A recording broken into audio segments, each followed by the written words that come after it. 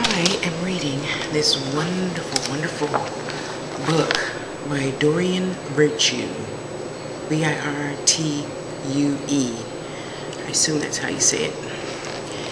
And it's wonderful. It is teaching me all about my archangels and ascended masters. And you know, I have been giving this, I'll call it wordology, some thinking over. And it's, of course, always fascinating to me how much we limit our own self, our own good. Gotta take my notes for the video too. And I am starting to think that some people's word for magic is just another word for positivity. Off the top of my head, don't know of anyone that does magic for a negative reason. I understand that they may take extra steps in doing things, you know, like light a candle. Some people consider that magic, some people don't. Some people consider that a ceremony, and some people don't. But when you light birthday candles, candles for your birthday cake, is that not a ceremony in itself? And some people consider that magic. You know, a form of celebration, a form of magic, a form of positivity, creative flow, energy. They're all, what do you call it, homonyms, synonyms, meaning the same thing, just using different words. I know I should know what that word is. Sorry, I don't. Well, not right now. And in going to get my reading yesterday, I really realized, and in reading, you know, this, and learning about, well, I decided to turn to Isis because that name has always been drawn to me, and I never really knew what she represented or, you know, her purpose. So it's fascinating learning that, you know, legend says that Isis convinced Ra to reveal his secret name to her. Once she heard the name, Isis was automatically privileged to receive complete understanding of high magic. Thoth, Thoth, the god of high magic, helped her refine and direct her knowledge. So I'm like, okay, that kind of went ding. Or like Oprah says, it was an aha moment in me, and I'm like, oh, knowledge, power, wisdom, positivity, you know, it's all good. Good morning. No? You're welcome. Bye-bye. And it's all good. Magic. Birthday cakes. Easter bunny. Christmas. Santa Claus. It's all good. It's all good. You know? You, me, I know I'm good.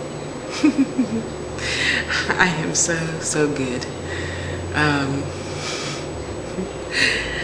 How could I say this nicely? Well, I'll put it to you this way. When your energies are cleaned out and in order, just like your house, things can flow smoother, right? You learn new things, you open your eyes to a different aspect of how things could or couldn't be, you know? Hang on a second. Power Insurance Services. And it's like, wow, I didn't know that that could be. Well, yeah, I guess they're right. Magic is just prosperity. You think a thought and it happens. Where the mind goes, the behind follows. Words are things, thoughts are things. And as soon as you think a thought, the deed is done. That's why my mama always said we have to be careful of what we say, because as soon as you think a thought and then you say it, that seals the deal. So we weren't really allowed to say anything too negative in the house. Okay, part 2. So I believe in that type of magic, you know? When you say, oh, I wish you were dead or whatever, Or when you know how it is when you tell a lie, you say, yeah, well, so-and-so is sick, and then they get sick. There's a lot of power in that. You know, we gotta watch what we say, watch how we feel, you know. And after a while, I know it's hard in the beginning. Well, I shouldn't say it like that, because I've always thought this way. I was born, raised this way. But I am assuming, others tell me, my students tell me, you know, how difficult it is to change from one thing to another.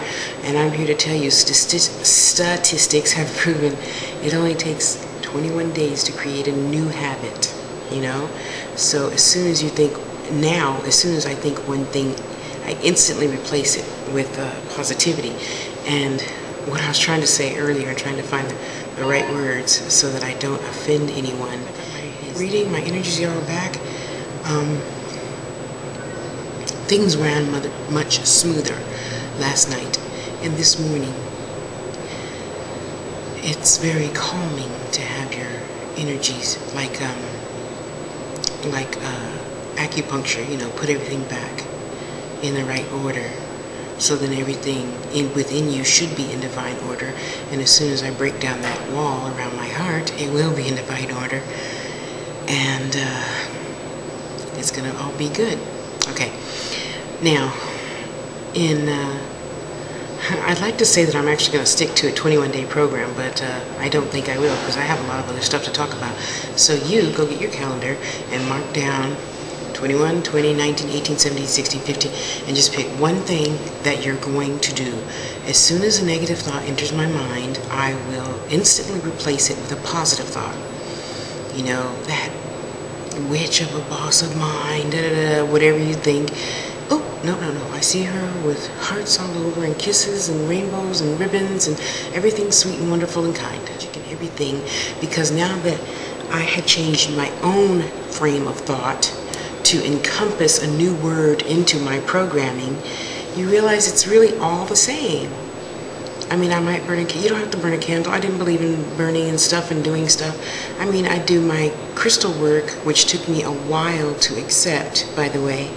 It took me a good year to accept, because I was given crystals, and I'm like, okay, so what? They're pretty rocks, you know? And then one time I was having I was having cramps like I was having septuplets, okay? Yeah, I used to. Thank God that's gone. So I looked up in the crystal book. Oh, I'll show you that later, sorry.